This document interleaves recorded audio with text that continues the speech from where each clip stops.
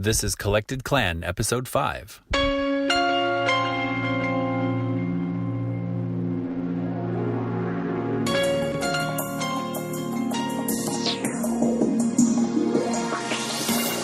They love you unconditionally. They don't talk back. They don't argue. Mine does. Welcome to Collected Clan, the podcast about outstanding people I've met along the way. People with interesting stories, triumphs, ideals. People who've made their mark in the world and in my life. I'm your host, Gregory Byerline. I've met a lot of people over the years, and many people come and go. Shakespeare wrote, "All the world's a stage, and all the men and women merely players. They have their exits and their entrances." But these people are the company that you keep. Everyday people, just like you and me. Talking tonight with my friend Tanya Willis. Tanya is owner, founder of Agape Animal Rescue. We'll talk a little bit about that and all things dogs. So thank you for chatting tonight, Tanya. Absolutely. Thanks for having me. It's been a while since you and I have caught up verbally. Yes. Social media stalk each other for everything that we post out there, but that doesn't equate with actually having a conversation. Yes. So here we are having a conversation.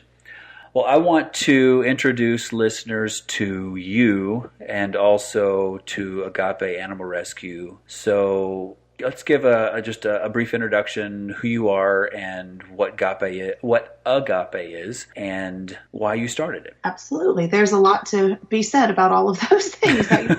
I have coffee, so we're here all night. Right. I have coffee too. This is perfect. I made sure to get a cup before we started chatting.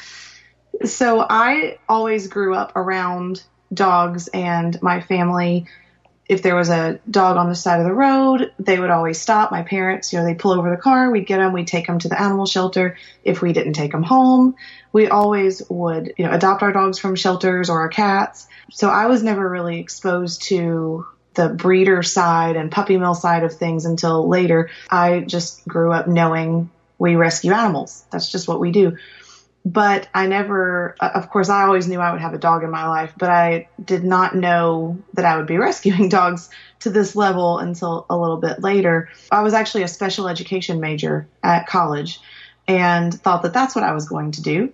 But I moved out to a rental home in Lebanon, and it was my first experience renting, still going to college, waitressing, bartending, doing all of those things that you do to try to get by. Yeah.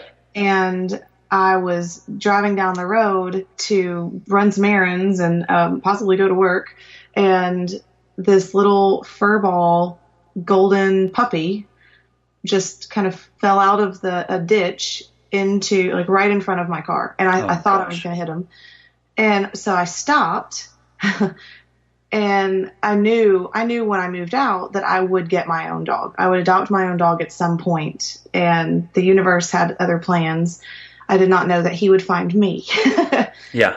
And they do that. Yeah. The connection was made, even though I really didn't know quite yet exactly what connection had been made. So I picked him up because I couldn't just leave him there. And I went back to the house and I started looking up, where, I didn't even know what he needed, but I knew he needed something. So I was trying to find the closest vet in the area. I, again, just moved there, so I didn't know anything about what was local. So I found a place. I was like, okay, great. Fantastic. He needs shots and, dewormer, and okay, we're going to go and get him what he needs. So I was driving down the same road, right in that same spot. There were 5 more.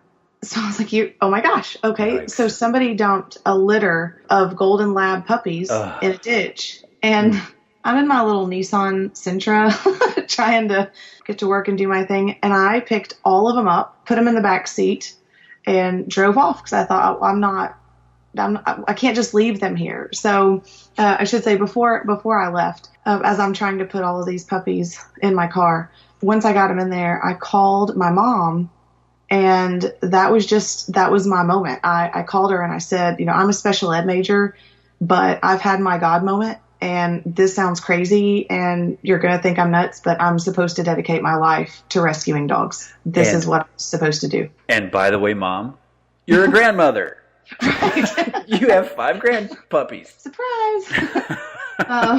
So I took them to, there was an animal control or a vet's office. I walked in and I was like, okay, I found this litter of puppies and I know that they need shots and I don't have a lot of money to do this. So I took my electric bill money because I couldn't figure out another way to pay for it at that time. And they said, oh no, if you just go down to the shelter, they will do all the vaccines and everything for free.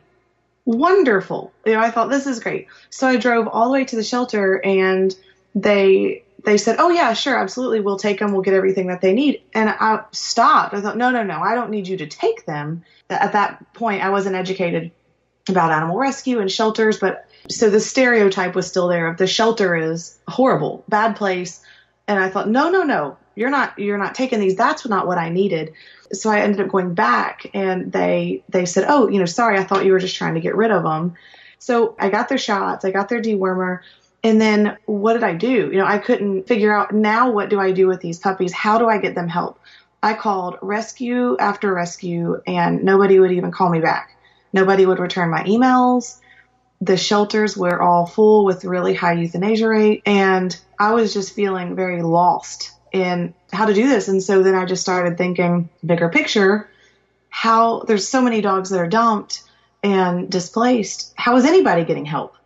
So I did ultimately find all of them homes. The one, Mac is his name, the very first golden lab that I found, we definitely had a soul connection and I knew immediately he wasn't going anywhere. So yeah. I found all of the other ones homes and he stayed with me and until he was 15 years old. He's that dog for me that went through all the different stages of my life, from college, single, boyfriends, breakups, jobs, leaving jobs, all the way to marriage, husband, and kids. So he changed my life. So I knew when I had him and found the other ones homes, then I thought, okay, I've got some serious self-educating to do because that was so hard to find 5 puppies homes. And I put an ad in the newspaper and on Craigslist, I think. And I basically did all the wrong things in the very beginning because I didn't know the industry. So I decided to start fostering for other organizations. And I spent a few years doing that, trying to learn what rescues were doing. And I ended up starting the Nashville chapter of a group called Labs for Rescue with another person who was also a lab lover, just again to start feeling things out. And I decided I was seeing a lot of the great things about the animal rescue community, but I was also seeing what I considered challenges within groups. So I put a goal out there that I wanted to start my own organization by the time I was 25. And I had an opportunity come a little bit before that where I met somebody named Chris who was with the labs and was helping me with the chocolate lab that I found that was heartworm positive and had all kinds of issues. And the two of us really just clicked. And we ended up co-founding Agape Animal Rescue when I was 23. So I've been very self-taught in the industry, but now things are completely different because of Mac and because of that day where he decided to jump out in front of my car. We still remain a foster network. So we're a foster network all over Middle Tennessee. We operate without a facility, without office spaces. Our key volunteers and the few staff members that we do have work from home offices. We've grown from 3 foster homes. And the first year we saved 19 dogs. Now we're 14 years old, or we turned 14 this year. And we have around 40 foster homes all over Middle Tennessee. And this year we will save 200 dogs in the year. Yeah. So that's a lot of growth, obviously. Well, that's fantastic. And we've rescued a little over 1,300 dogs. And all of that I attribute to Mac. That was also his purpose. And we were destined to meet and to change. He changed my life, but he changed a community. That is a great story. Wow. There's a lot to it. It didn't just happen. There were all these things. It happened the way it was supposed to happen. Right. So do you remember at what age when you were living at home with your family and you guys kept bringing these animals home? At what age do you think it clicked then? Or was it just one of those, oh, well, we're the animal family? Right. We're Swiss Family Robinson, and this is just what we do. Or was there a moment where you're like, oh, I get that. I'm glad we do this. No, it didn't click until I think really when I found Mac on the side of the road, because it's for me personally. Like, it then became not just my family doing it, it became me doing it. Right. He was my first rescue, not the dog or the cat that my parents are bringing in that are still our family pet. But I don't remember a time ever not having dogs or cats, and that's just always been a part of our life on both sides of my family. So my family jokes that we have a lot of animal lovers. We come from a long line of animal lovers, but I just got a little bit of an overdose of that gene. So I took it a little bit further, but everybody in my family always has rescued dogs. And as you can imagine, as Agape has grown, I have pulled in many family members to foster dogs, to transport, to help pay for vaccines or whatever it is. Yeah. It's now a family affair. Yeah. How does a rescue agency work? How does it differ from a shelter or a veterinarian's office? Like, what did you learn that you didn't know? Like, what do you know now that you didn't know when you first walked into the vet's office and they sent you to the shelter? Right. Like, I guess the question is, what's the difference between a rescue agency, an adoption agency, and a shelter, and all of these other organizations? There are a lot of different rescues and shelters, and I feel that there's a place for all of us in the animal community, and all sharing the same goal of saving lives and trying to create these communities where all dogs do have a home, and the euthanasia rates at the shelters are dropping. And so I feel like there are a group of people doing things different ways, and that's all important. What's different about Agape and how we rescue dogs in the community, and a lot of rescues in general, because we're a foster network, we get to take some of the guesswork out for families that are looking to adopt. So if you go to a shelter right now and you see this beautiful husky that you think, oh my gosh, he would be perfect for my house, and you bring him home, I'm thinking of a dog specifically that that did this. This is an actual story? Yeah. Change the names just to protect the innocent or guilty. Yes, to protect the canine. And you think, oh, this dog is going to be perfect. And then what we do is we bring this dog into a foster home, and the foster mom leaves for maybe 20 minutes just to run a quick errand and comes back, and her entire living room, the couch, the curtains, everything is shredded because no one knew this dog had an extreme case of separation anxiety. So what the foster parents are doing, we're going to the shelters, we're pulling dogs that some of them are pretty normal dogs, but some of them have colorful backgrounds. And we're bringing them in and assessing them to see what their needs are medically or behaviorally. We're getting them what they need, and then we're really able to evaluate them and continue their growth while they're in foster homes to say, okay, this dog needs a family that does or does not have kids, does or does not work in the home, or we can really make a great match because we have learned so much about the dog and what their needs are. We can make a wonderful match for both the family and the dog.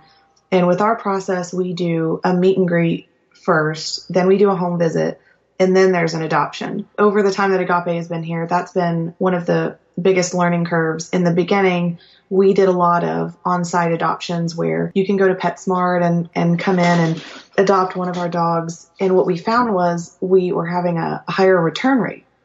And we realized, people are coming in the store getting really emotional, but they never called husband to see if it was okay that they bring home a dog. Oh, yeah. Or in my case, checked with the wife. Right. Because I'd come home with all of them too. Right. Because you should always check with the wife before you make decisions like that. Yes.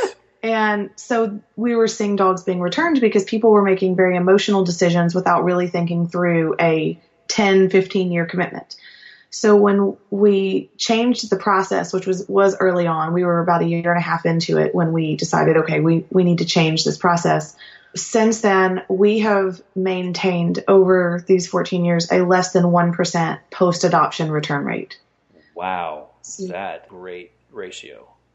Yes. Wow. We're very proud of that. And that really does come from, I believe, the matchmaking ability of our adoption team is just so great at identifying, working with the foster parents, I should say, and identifying what the dog needs and making a good fit with the family. And some families come to us and like maybe we've got a 70-year-old granny that lives in a 700 square foot studio apartment, and she comes to us saying that she would really, really like to adopt a Great Dane. And some people come to us and we think, hold on, have you thought through A, B, C? And once they get through the discussions with our adoption team, they realize, oh my gosh, I wasn't even considering these things about my own life.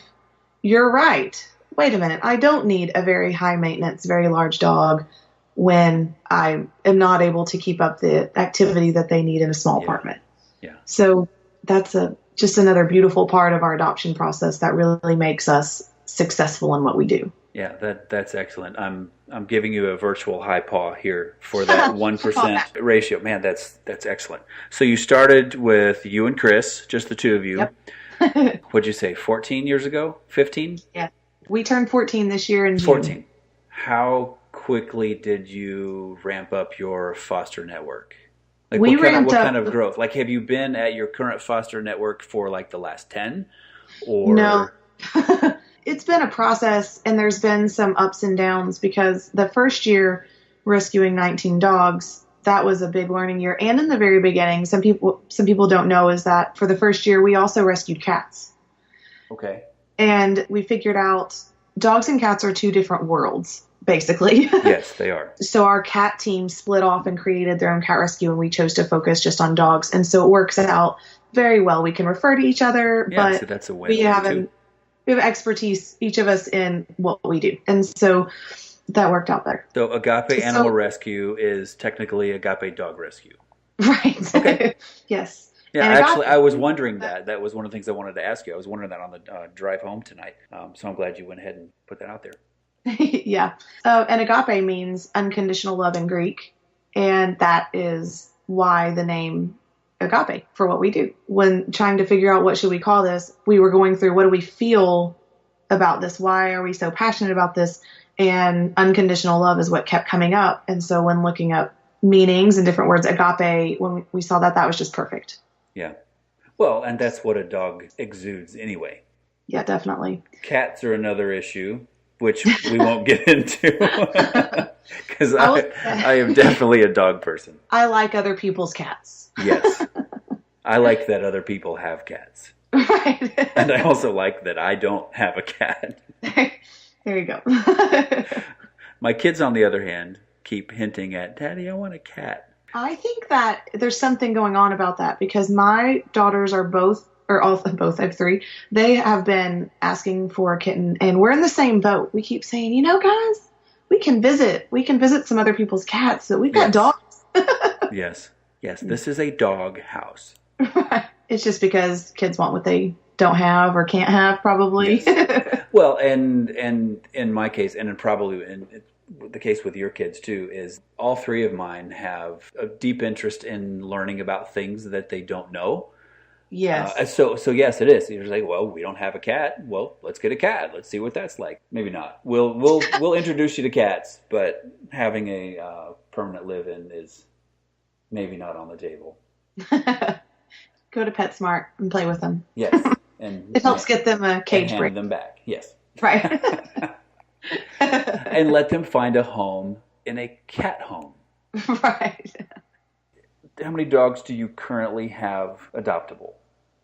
Right now we have about 35 dogs, which could change by the time we finish our conversation.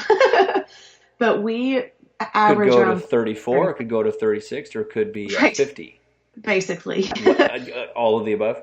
All of the above. It could completely change because normally we are okay with around 30, 35 dogs in the program. That's a good number for us. But we do end up with situations where we say, yes, we will bring 15 dogs in at one time because there's an urgent situation and we want to help out. So then all of a sudden we have way more dogs in the program.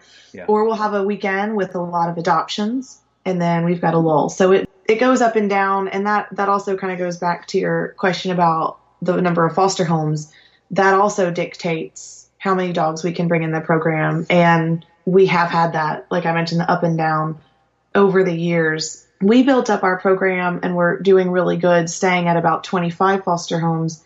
And then you remember the flood, the big flood that hit our area. What was that, 2010 flood? Yes, yeah, 2010. Yeah, the 2010 flood. That was the first major event that really affected our organization. And we saw a lot of nonprofits struggling. I mean, a lot of for-profits struggling. There was just, a lot of things happening, but we lost over half of our foster parents immediately when that happened. So we had all these dogs that we had to figure out. Luckily, we partnered with different vets offices in different places to My Second Home in Franklin. They're so great when we need to reach out to them.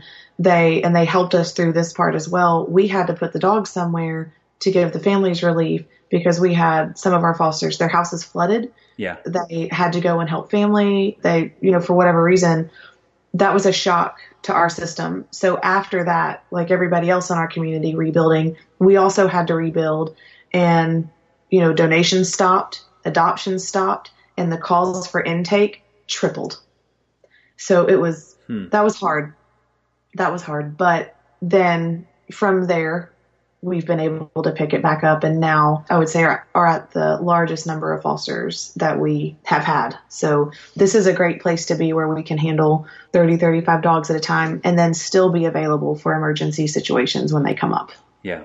So when calls for intakes come up, is that from people who want to surrender their pets because, they're going to be living in an apartment temporarily because their house is flooded and they have to go down to the and demold the whole place, or is it, hey, I found this dog, it's not mine, I can't keep it, but I don't want to just leave it on the street. Right. Which is more common? Both? Without a state of emergency, like when we had the flood, the norm, there's really not a norm. It does change. We're partners with a lot of shelters, so we will receive the emails when they make the list of the dogs that are going to be euthanized. And that's heartbreaking because it's impossible for us to save the number, that's sent our way. We're turning down somewhere around 50, 60, some weeks 100 dogs every week. Oh, man. That we can't help. So we do have families that call us. There's this one intake that I did that's still, some of them are what I would consider regular intakes, and some of them just damage you almost. And there was this one family who called and needed help with their Shih Tzu, this little dog that they had really, really tried to hold on to, and they in no way wanted to give up this dog. They had been foreclosed on, and they were staying at hotels and basically trying to stay in different situations where they could keep their dog, and ultimately called us for help. And I was in tears with this family on the phone. They met me in a Waffle House parking lot with everything that they owned in their car right there. And this man, it just still breaks my heart. He cried the entire time he handed me his dog. And we wanted to help him, and I guaranteed him, your dog will be so taken care of. I promise the moon for this dog. You can take that weight off of you. Know that he's in a good place. But families, sometimes they reach a point where, what do? They don't know what else to do. It's just heartbreaking, but we try to help as many as we can. So we're also getting dogs from families like him. We have people call us with dogs that they have found as strays. What we're not equipped to do, because we operate without a facility, we're not equipped to go out and pick up strays. So when people call us and say, there's a dog on the interstate, I couldn't catch him, we have to refer them to Metro, to animal control, or we will call them because we don't have the means to just go out and pick up strays all the time. So if somebody calls us and they say, hey, I found this stray, but I can keep him, I will foster him. If you can help me find him a home, now we're talking. Now we can make a difference. Yeah, those are completely different scenarios. We're still shocked some days that of the calls that we get. I mean, not to talk about the horrible side, but there is a horrible side to this. I've been on the phone with somebody before yelling at me, asking me why. I to explain to them we couldn't take their dog that second, that we do have a process. Our intake coordinator can come out and meet the dog and evaluate the dog. And this particular person had let the dog out in a field already and was yelling at me on the phone, if you don't come get him, I'm going to shoot him. I'm going to shoot him now. I'm going to, like, it's happening. And I'm on the phone with them. And sometimes we're put in situations where we feel like we need crisis management training, because it can be so, sometimes people are not stable when they call us, and that some major thing has happened, and we get calls like that. And that is not the norm, but it does happen. Normally it's the shelters and the owner surrenders that are calling. Occasionally we have, there are homeless shelters and women's shelters that will call us when women are trying to get away, or men trying to get away from some sort of spousal abuse situation, because a lot of the underground homes will not take the dogs. Right. So they'll call us and say, we've got this family at intake. We need to let them and the kids in. We need help with this dog. Right. And one of the things that, in talking with some of the shelters like that, what they have said is there are people that will prolong getting out of abusive relationships because they are afraid what's going to happen to their animal. Oh, man. So you've got actually a hand in a double rescue. Yeah. Wow. Ugh.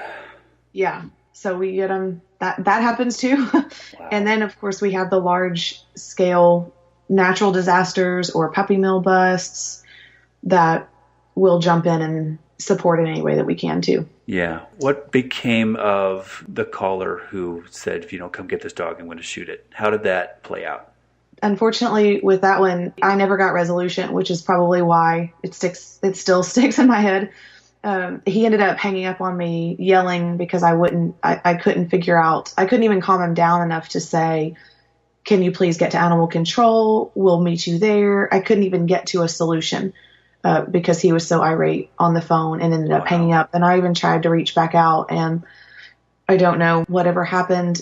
There was another situation that did end up in a positive resolution, where there was a woman who was emotionally unstable, and some things that happened in her life, which I don't know what they were, but she was driving down the interstate, again, screaming at me. And she was saying that she was going to throw her Chihuahua out the window. If I couldn't take the dog, she was throwing him out the window. She was on the interstate. Now I needed to tell her where to meet me this instant. And if not, that's what she's going to do. And I was able to meet her. I was able to calm her down enough on the phone and say, basically, I'm so sorry. I don't know what is happening in your personal life right now. Please know that the dog is separate and has nothing to do with the situation. Please let me help the dog. Don't do anything that you're going to sleep on and tomorrow feel really bad about. Yeah, speaking of this dog person here, I was driving behind a pickup truck on 440. This was probably 20 years ago. And out of the blue, I look up and there's a kitten in the road. Oh. I mean, it's just like, big-eyed, claws out, going, just skidding across the road. And I was like, how in the world did that? It was the first time I'd ever seen this. So, unfortunately, I was in the left lane, which, of course, was the fast lane.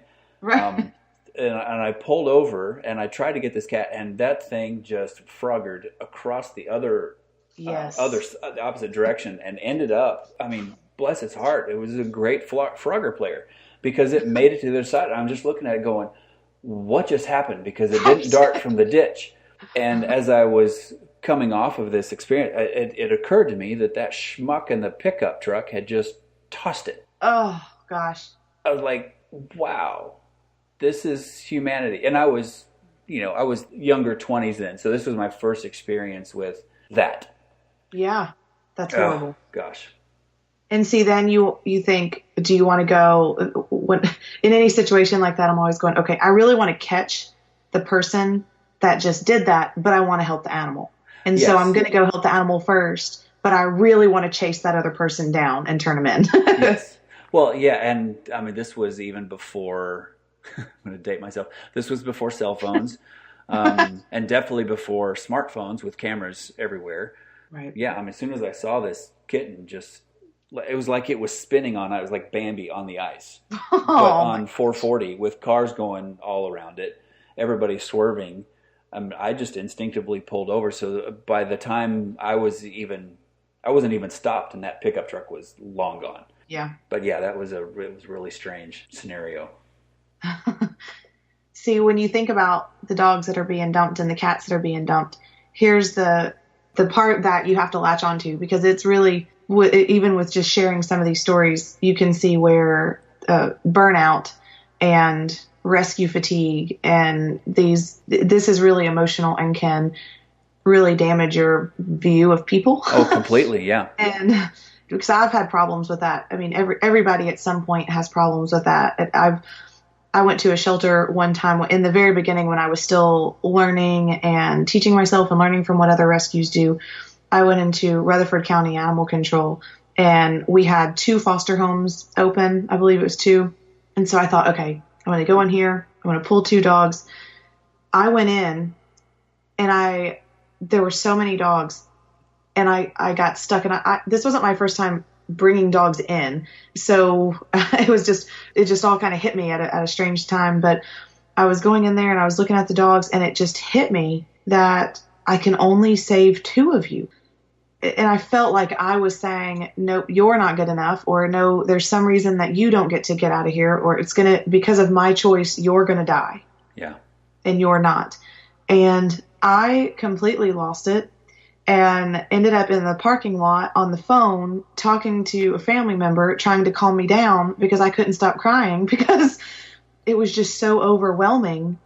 And so compassion fatigue is a serious thing. So what I've learned over the years to latch onto is when we see these dogs that are dumped and when they come in abused and it takes months, some it takes so long to get them where they trust people again, to see the adoption announcement come through and to see the families sending us updates saying, this is the best dog I've ever had. And they're sending us pictures of them celebrating with their dog birthday parties, and they've got their own little cakes, and they've invited all their neighbors over to celebrate Fluffy's birthday.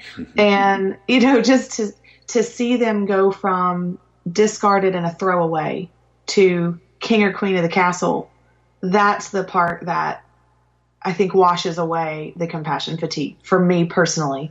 And I think from the team in general, we focus on this happy ending part because that's why we're here. Yeah. And that level of trauma fatigue, if you will, Yeah. Is also present in other professions. I've got a friend of mine from years back who was on the Metro Nashville SWAT team. And he started off as a police officer and then wanted to go into the special forces. So he was on the SWAT team. And after a year or 2 of being in there, he and I were hanging out, and he was just like, he admitted that he needed to talk to some counselors. Yes. Because he had developed such a crust of jadedness toward humanity that it was affecting the way he was policing. Wow. And I hadn't really thought about that. I mean, at that time, cops were the good guys, but it didn't even occur to me that in that line of work, they had to deal with a bunch of bad guys. Yeah. Over and over and over and over again. I cannot imagine what that's like on the dog side of things. Yeah, and one is not more intense than the other, but they both suck. Right. Fun fact of the day: the rescue community, any sort of work in the animal rescue field, I should say, is the last time I checked, is still in the top 5 for the highest suicide rates. Oh gosh. I know. Yeah. That's disturbing, but it's emotional, and that's the truth. And I think people in rescue have to find their happy in order to keep going in it. Yeah. Well, you had mentioned the Nashville flood and the rise of intake options, incoming calls for, hey, can you take care of this dog? And recently, you guys were involved with rescuing a group of dogs from Hurricane Harvey. Yes. And I have to confess that when I saw those posts, one of my thoughts was, but what about the owners of these dogs? Yes. So what if they're looking for their dog? That was a valid thought. That was a very good thought. How does that work? Tell me how that works, because I've tried to figure out and I can't. I can help you with Okay, good. So that was so hard to watch. I was sitting on the couch with my husband and we were watching all of the news feed coming in about Hurricane Harvey, and then we started getting information sent to us from, like, we're partners with different national organizations like Best Friends Animal Sanctuary, and they started sending out pleas, and that goes to all of their internal email, all the rescues and all these dogs that were being displaced. And I told my husband, I was like, gosh, this is killing me that we're just sitting here. I feel like I'm just sitting here doing nothing, and I've got to do something. And so I called a couple people within Agape and just said, hey, so if I had this idea, would you be on board? Yeah. And so how do you feel about taking in 10 dogs temporarily? So, right. And because we don't have a facility, we're going to need to, have somewhere for these dogs to go. We need 20 fosters in the next 3 days. And, how much is this going to cost? Oh yeah, that's not in the budget. And, and we don't have a trailer. So there were a lot of reasons not to even try. But again, I just couldn't sit there and do nothing. And the team, when I reached out to the team, because Agape and this rescue organization that is now in the community is way bigger than Tanya. This is a massive team of people and volunteers that are pulling together to save these lives and make this happen. Everybody was on board. It just started working out. The Girl Scouts of Middle Tennessee let us borrow their trailer. We found a volunteer that had a truck to pull it, and it just worked out. And so we packed up and headed that way, not really knowing where we were going. We did know that in talking with Best Friends, Austin Pets Alive is an organization that we've previously worked with, and they started really pushing the efforts there. They were organizing all the dogs and where they were going. And so we got lucky that we had an adoptive family that was in Austin, and they were generous enough to let us stay with them to do this. So the stars are all aligning. Right. So that was one of my biggest concerns as well. When we got down there, we had talked as a team and said, we cannot bring any dogs back to Tennessee that have the potential of being reunited with the family. That's not an option, because you can't fathom doing that. And how are those determined or vetted? So they were separated. They had 3 different warehouses, if you will, of dogs. And one of them, I believe, it was an astronomical number. I think they had 1,300 dogs in one area. And so where we went, they did not have that many. They still had hundreds. There were definitely hundreds. And that's not counting cats and horses and every other kind of animal. These are just dogs. These are just the dogs. Wow.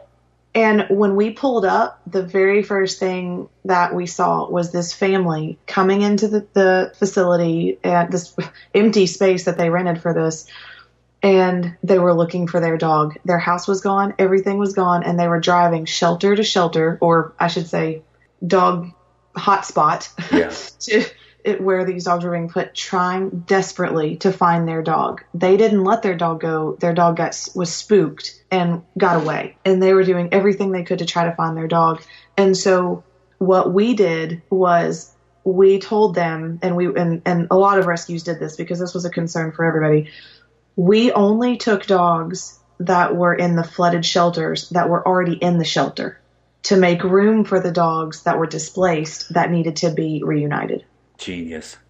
Great idea. That was our rule. So we're there in Austin we're trying to figure out who we're going to take. And we finally picked out a couple dogs because we did have to look for dogs that were from shelters. So that eliminated a big group of the dogs that we could even consider rescuing. So we're going through, meeting them, trying to figure out, who was already in a shelter, who can we take? And so we start loading, and we get a call from one of our partners with Best Friends who says there's this other shelter. They're in Polk County, which I had no clue where Polk County, Texas was. And they've been affected by the flood. No rescue has made it to them yet. They said that transports kept trying to make it to them, but they were filling up with dogs from other shelters before they got there. And then they were turning around because they were full. And so we said, you know what? We're going to take the dogs that we have picked out so far. There's a line of rescues in Austin where we're at trying to help. And we're going to turn around. We're going to Polk County, 3 hours south. And that was almost to Houston. And we're going to go help these people because they are desperate and, nobody's been able to make it to them. So we get to Polk County and we only have so many spots left, but they were all shelter dogs. So none of them they were not getting any of the strays or the owner surrenders because they were in an area that needed help. They weren't in an area where people were going, to take their dogs to get help. So, or from the floods, I should say. They were part of the floods. So we were able to load up as many as we could fit. And so ultimately we did come back with 20 dogs total, and we checked microchips. We checked everything and did our due diligence to make sure that we did not take any dog back that could potentially be reunited. So we did all of that there in Texas before even considering putting them on the truck. Absolutely. Because I was so worried that would happen, especially after watching families in tears going down the lines of dogs trying to find their dog. I thought we cannot accidentally bring home somebody's dog. It's not an option. So we were great at getting all of the shelter dogs and bringing them back. And we sent out a plea for foster parents and foster homes to help these dogs, and were overwhelmed by the generosity of our community and fosters that maybe hadn't fostered in a while, people that were just thinking about fostering but had never committed. And so they committed, and it was just pretty amazing to be able to help that many dogs at one time from that situation. That's a good plan. That completely answers the question and actually calms what level of anxiety was when I saw that, because I immediately thought, what if I lived in Houston area and my house is underwater and I'm missing my dog? I would want to get my dog back. Like right. one of the first things I would want to do after I knew my family was taken care of is, all right, where's my dog? Where's my dog? And I saw those news stories of rescue agencies from across the country going down there and bringing dogs back. It was like, but wait a minute, what if my dog is in there? But I think it makes perfect sense to get the dogs who had already been in shelter so you could clear them out and then make some beds available for the new ones. Yeah. Makes total sense. 20 dogs felt very minimal compared to the need. But if everybody takes 20 dogs, then we make a bigger difference. So we were thankful to be a part, even though we felt like the size of an ant as far as our level of contributing there. And we did have 2 of the 2018 were adopted through Agape's program. 2 of them we brought back and transferred to another organization because they had a few spots. And so that we were able to bring in some to help them as well, because they didn't have the means to get there. But they had said, if you can bring us back 2, we can take 2. So nice. We did. Yeah. And were they on the way home? Like on your drive route home, so you just drop them off in Arkansas? Yeah. Nice. Well, they were wherever. Yes.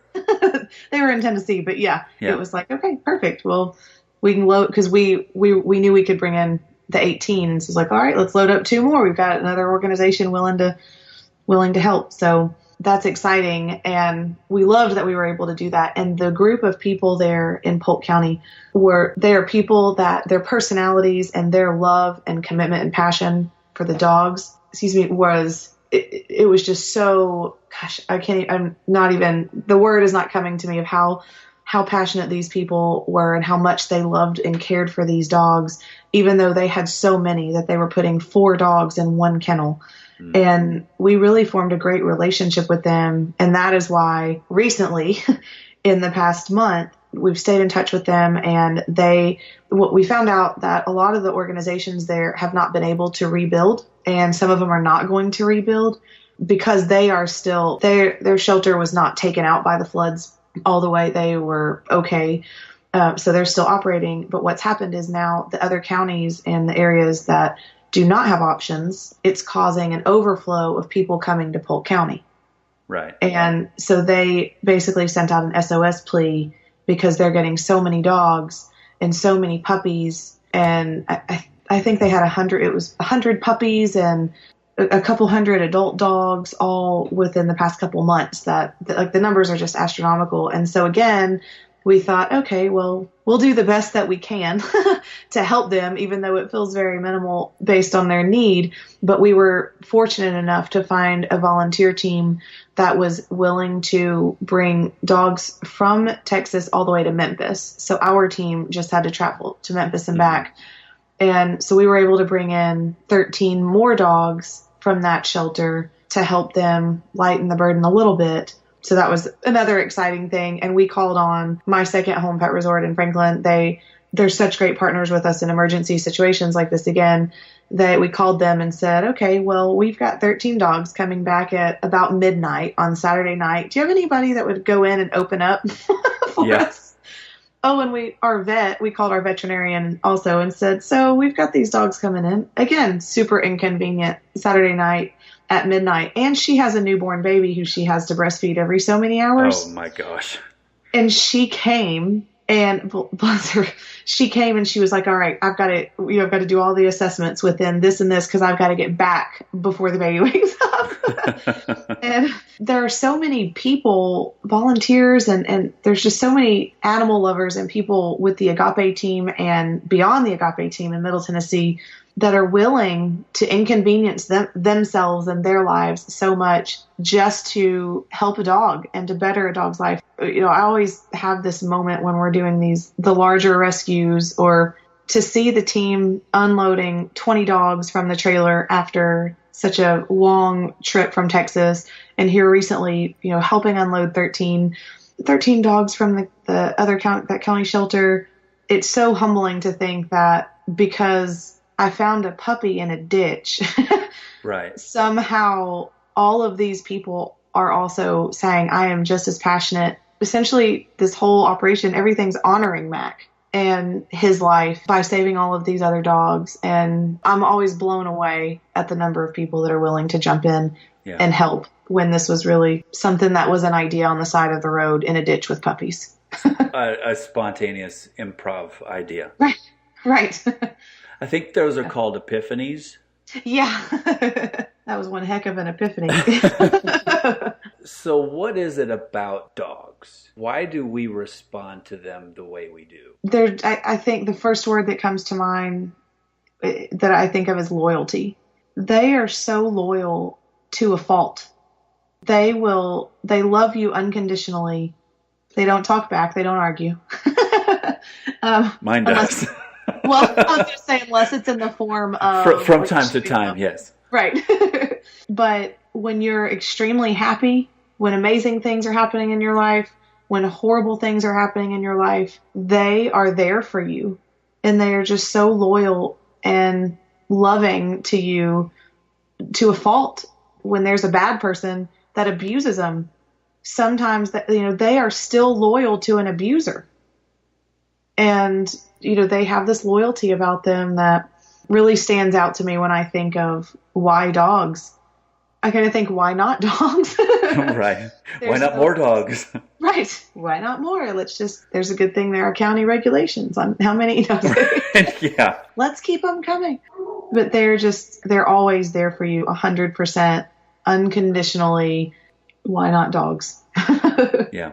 Well, through you and the work that you and I both did for Nashville Paw magazine years back, I had the distinct privilege of photographing some amazing dogs for several covers of the magazine. And one of those sessions was, I think it was in Goodlettsville somewhere.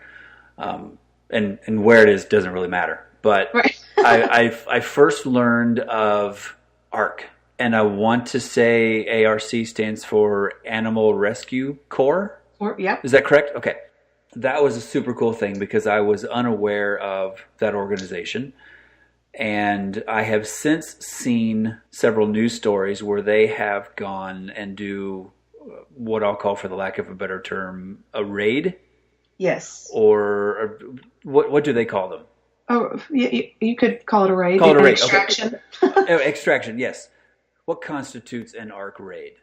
Well, the way that we have worked with ARC in the past has been when when they are ready to go on property and do an extraction, they have called the legal side of things where they do the investigating and going to the sheriff, going to the county, and basically take care of all of the legal ins and outs that have to be done to get the warrant to go in and take the dogs. So that part of the puzzle has been done when they call us. So when they call Agape and their other rescue partners, they're saying, heads up, we are about to go in and take down this puppy mill, dogfighting ring, just hoarder, regular abuse situation, and we need you on standby. Now, I feel very honored to have been part of the extraction team for a while, and then I started having kids, and something about being pregnant and having babies, I wasn't able to yes. But so being able to go in and see firsthand what it takes when you're on site was definitely a humbling experience for me. And so the ones I personally was part of, all three actually, a hoarding, a puppy mill, and a dogfighting ring. And one of my most my proudest moments, I have a picture of this. Occasionally I make it my Facebook profile page, which means I need to cycle that back in. I haven't done that in a while. There was a pit bull fighting ring that was busted, and I had already gone on a few extractions at this point and held it together because that's a situation where I think it's really easy to break down, but somehow you're able to put on this wall. You've got to go in with Gameface and get it done and break down later, I would imagine. Exactly. And I call it work mode. I go into work mode and try to shut it off emotionally, which is still very, not possible, but you figure out a way to go in. And the pit fighting ring was the one that when I started going through and started seeing all the chemicals and shots and needles and supplements and things that they were pumping into these dogs, and they're just laying on the ground, and then you start going further and seeing abuse devices, different devices and things that they were using to make them mean, to hurt them, to shock them, to make them perform the way that they wanted. And there was this one contraption and I didn't know what it was. I thought, gosh, that doesn't even make sense to me. It was in a tree. It was hanging from a tree. And I asked, I said, well, what is that? Not thinking ahead that I really don't want to know the answer. And they're like, don't go there, Tanya. Right. But it just came out of my mouth, and somebody said, oh, that's it's where they shock them. It's an I'm missing the word. Electrocution. Thank you. Yeah, that'll work. Electrocution type station. And I had to take a minute. I had to pull away, go to the side, break down, and I wasn't able to make it through Gameface. Yeah. On that one, because the way that it looked, then I visually could picture a dog in this contraption being shocked and being electrocuted and, just rip my heart out. And so I turned that into motivation. Like, okay, all right, let's go, team. Let's get these dogs out of here.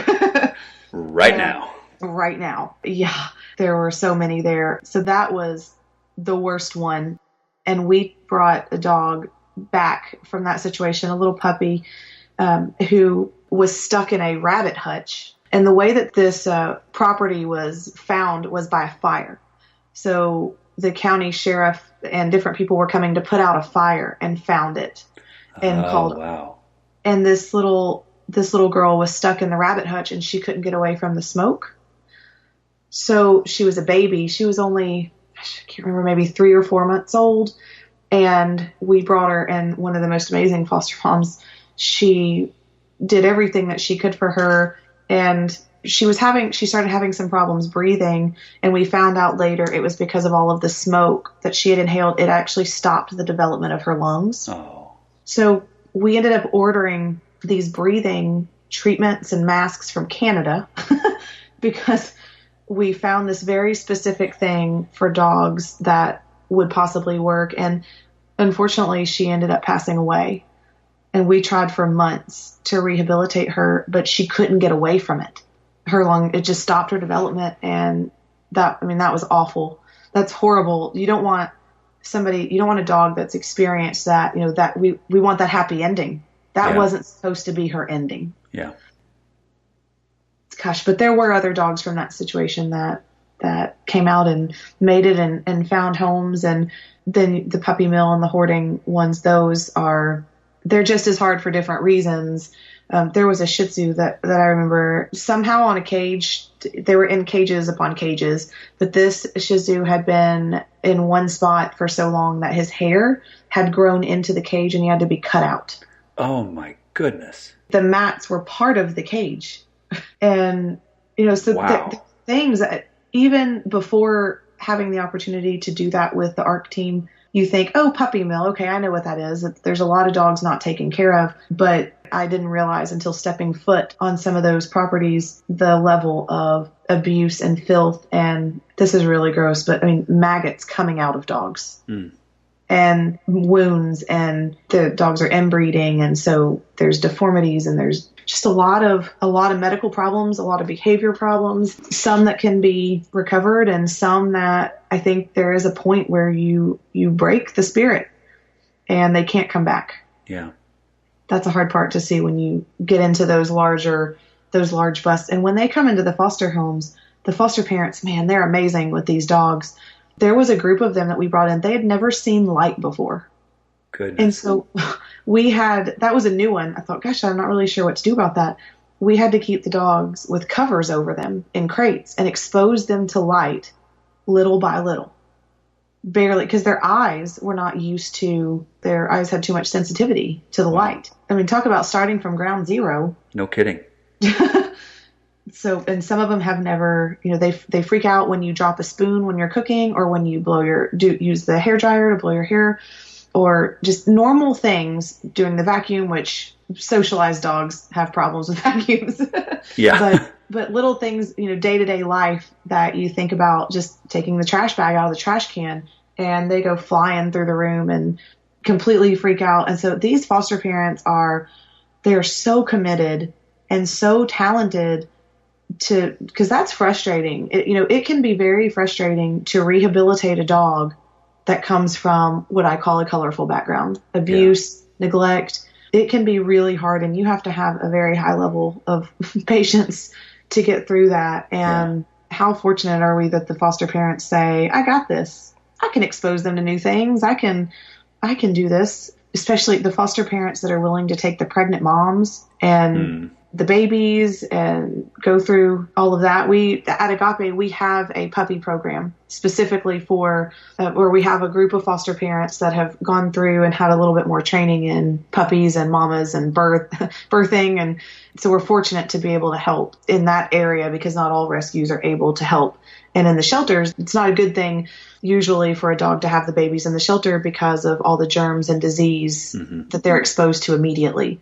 So we're excited to have a puppy program where we can bring them in from all of these situations and give them a safe, happy place to have their babies and wean them and find them all forever homes and spay and neuter every one of them.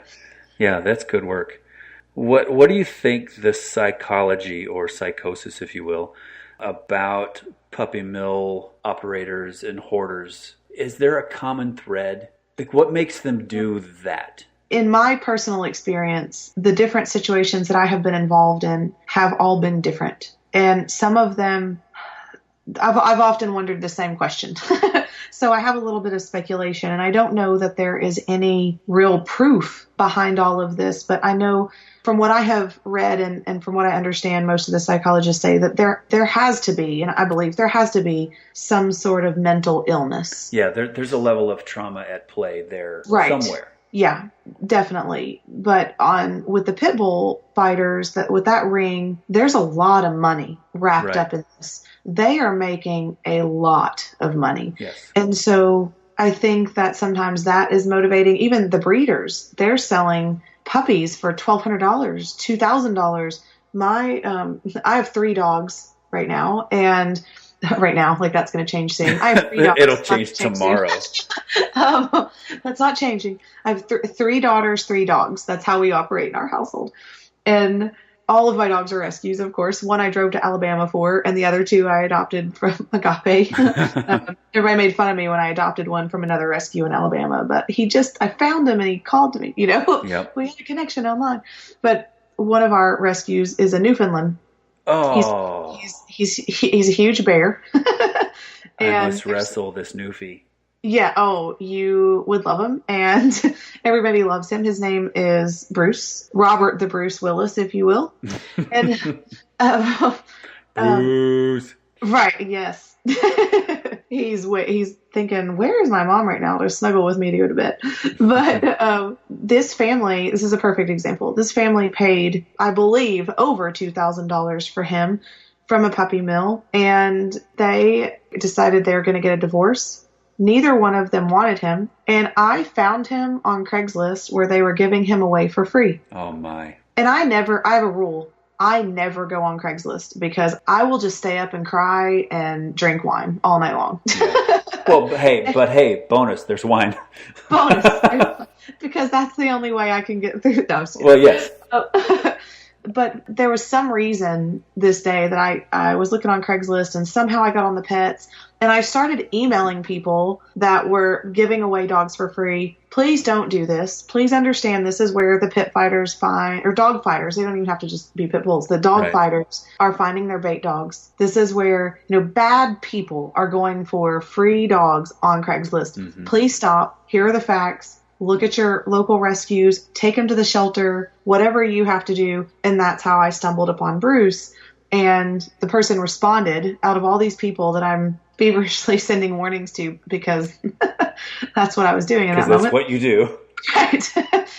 If it's not stopping on the side of the road, you're going to stop on your cruise of the information highway. Oh, my goodness. Yes. And this family responded and said, oh, I've heard of Agape. I was thinking about calling them. And I said, we will personally foster. Well, that's funny because Agape just called you. Right. I didn't mean to start stalking you, but it just happened that here I am. And I sent the picture and the ad to my husband and said, so how do you feel about a Newfoundland coming to stay with us for a little bit? We're going to foster. And, then we joined the failed foster club. And those are called adopters. Right. So we adopted him. And then our other dog is also a Newfoundland who was left at a vet's office. People bought from a breeder, paid thousands of dollars for, said, I can't potty train her. She's a puppy. I can't potty train her. Something's wrong with her. Left her at the vet's office and said, I'm not coming back to get her. Don't know what you're going to do with her. And they called Agape. Everybody happened to know that we love the Newfoundlands. So if that ever happens with a Bernese Mountain Dog, you call me. Actually, you call my wife. I will call her. But the breeders are making so much money off of these dogs that I'm not really sure what mentally happens that takes these people all the way down the road of, okay, now I've got to have dog after dog after dog breeding and having all of these puppies and all of these babies. But it just spirals out of control. And then at some point, I think that there are people in these situations that really do not think they're doing anything wrong. They don't see the abuse. They don't see how unhealthy it is. I think some of them really think they're taking care of them. That sounds like the hoarders then. Yes. More so than the fighting ring. Absolutely. Let's take a quick break for this episode's nonprofit spotlight, which is actually Agape Animal Rescue. You're hearing Tanya tell stories about what they do, but I also want to let you know how you can connect with them online at agaperescue.org, or you can visit them on Twitter and Instagram. Their handles are at Agape Rescue, and also on Facebook, search for Agape Animal Rescue. Also invite you to visit the show notes to this episode at collectedclan.com/Tanya Willis. That's Tanya with an A, Tanya Willis, for supplemental photos that she's mentioned in this conversation, a long form video about Agape, and lots of other interesting things to see there. Okay, I'm going to say a name, and I want you to talk about this name. Okay. Michael Vick. Oh gosh, like devil, horrible. Gonna go burn, should be put in a ring with dogs and used as the bait. Yes. And I responded that way when all of those news stories broke. Yeah, the impure thoughts that went through my head about him and his ilk, like literally physically I'm having a response. Yes. This very moment. Yeah, me too. Have you read his book? No.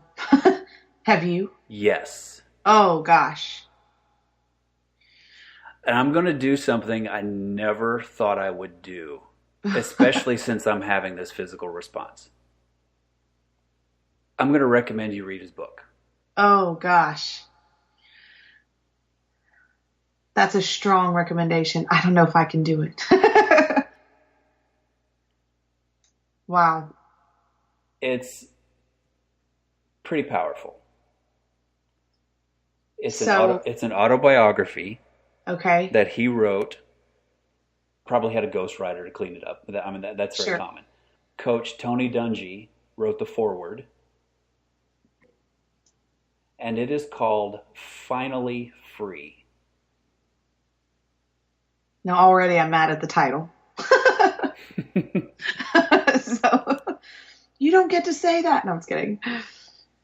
There is a really remarkable story of redemption in this book. I'm going to consider it. And that's really all I want to say, unless I need to keep cajoling until you say, okay, I will read this book. Right.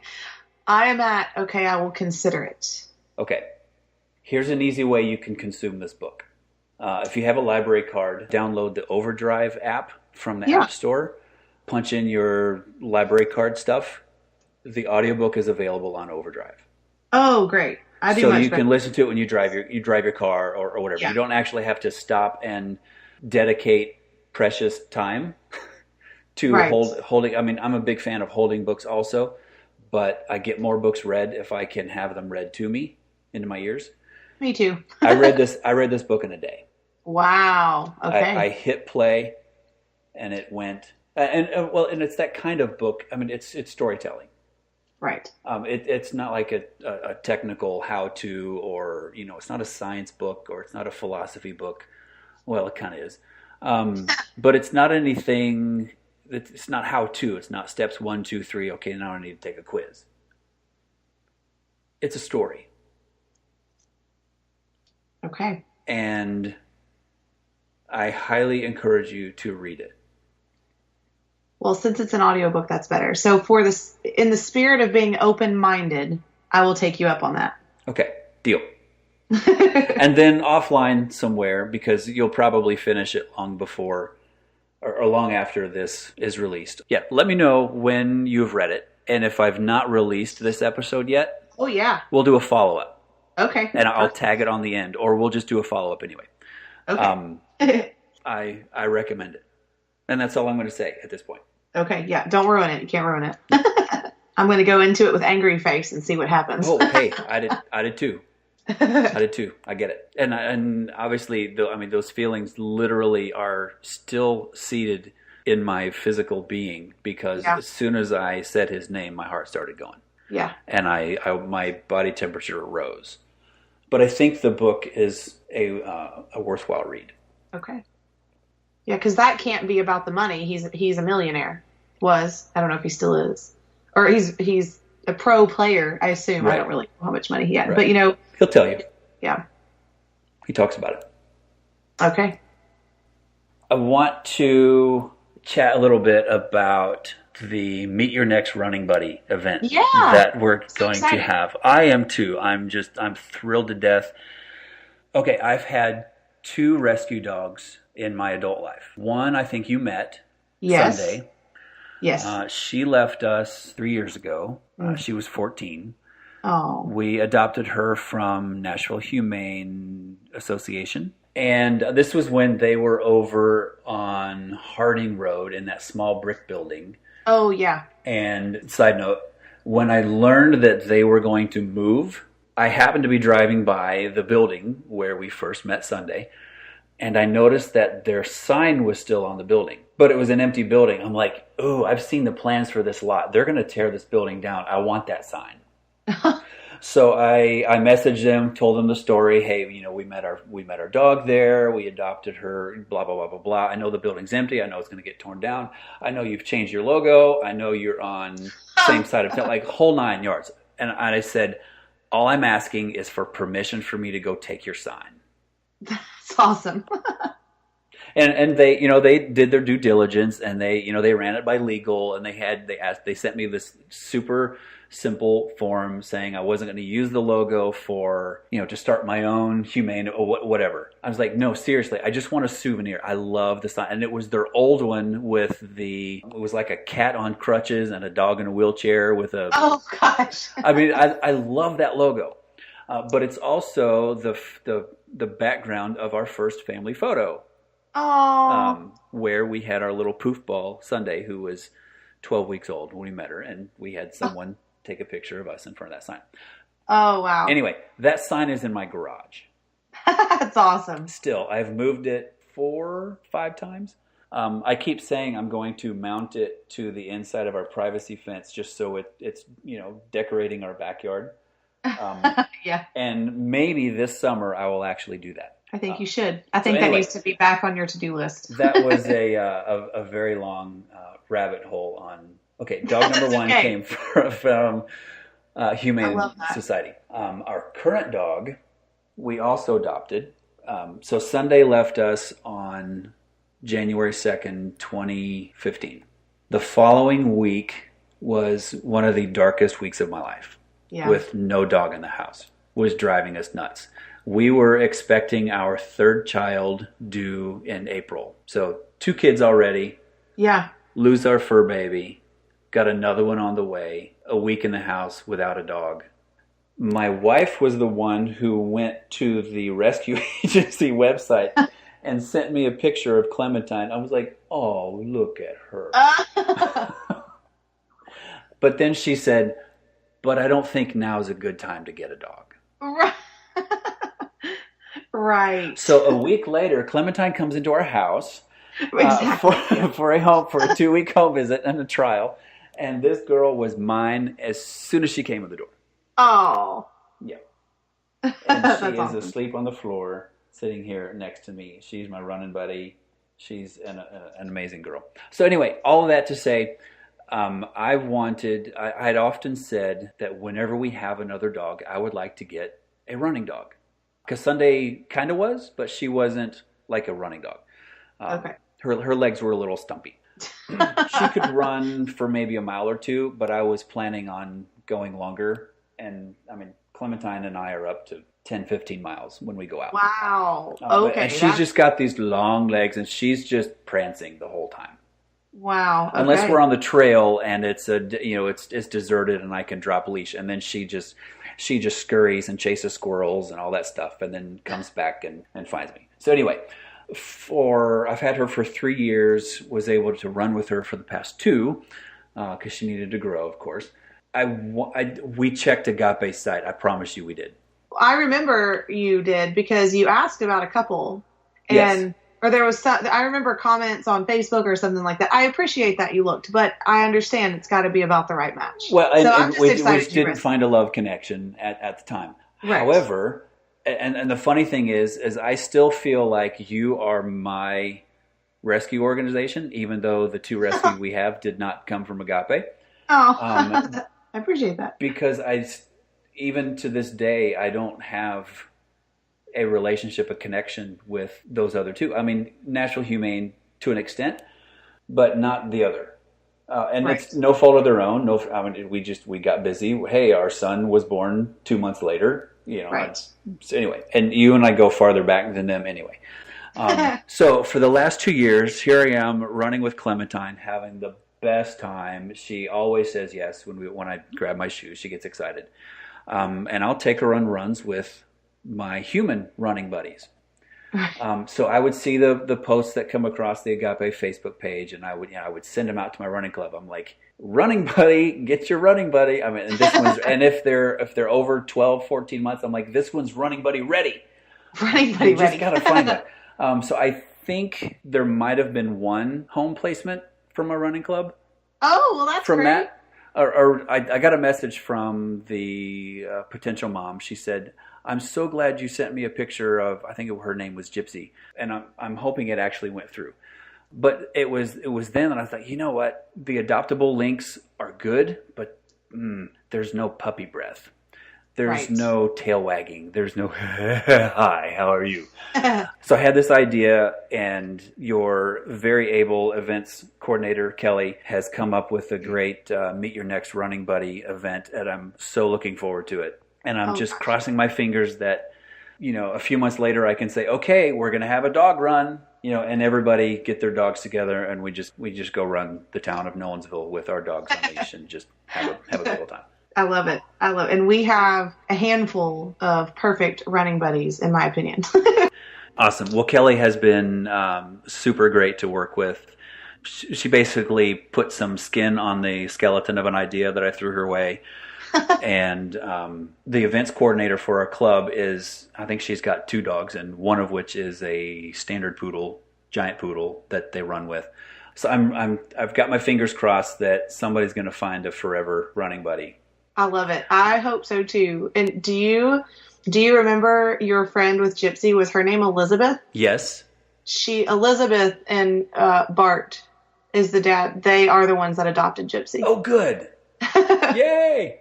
I just had to share that. That's good news because she messaged me saying it was in the works, but I didn't hear back from her that it actually did happen. So I wondered. Yep. That's so awesome. You've already made that love connection. So we'll make some more with this event. Yes, I figure while we have 3 children under 8 and a 42-pound snuggle muffin, I've been told that our house is full.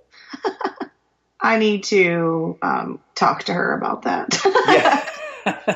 Yeah. That's why I said, if you come across a Bernese Mountain Dog, and she's actually meant that she would like a smaller dog, like a toy dog. Okay, yeah. I'm like, you want a lap dog? I mean, Clementine's a lap dog. She'll sit in your lap anytime you want to.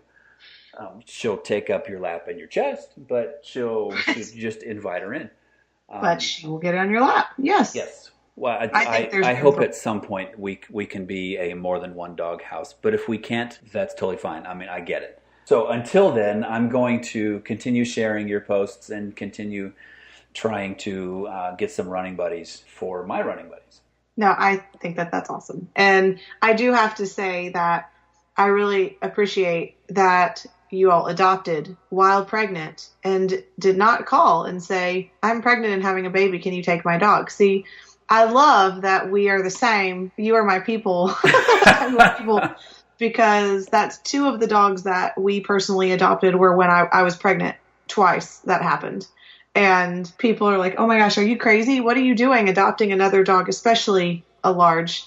Bruce is around 140 pounds. Oh, that's fantastic. Especially a lot, larger dogs with kids. What are you thinking? And because we have so many people call the main line and say, I just found out I'm pregnant. I need to give away my dog. Or, having a baby next week. Those calls can get a little bit exhausting. And so I love it so much when I have friends that also adopted while pregnant, not even thinking that you just know it's okay. You just do it because they're all part of the family. And I just have to say that I really appreciate that about you guys too. Well, it was, thank you for saying that, but it was not the easiest thing for 12 to 15, 16, 18 months, simply because I have 8 to 5, which actually is a 7 to 4. So I was up and gone. A lot of Clementine's puppy care, first time care, was done by this pregnant bride of mine. And then the new mom of 3 and an infant. Yeah, it was kind of dark here for a little while, but I knew. I'm like, okay, this is just a temporary storm cloud. This will pass. Right.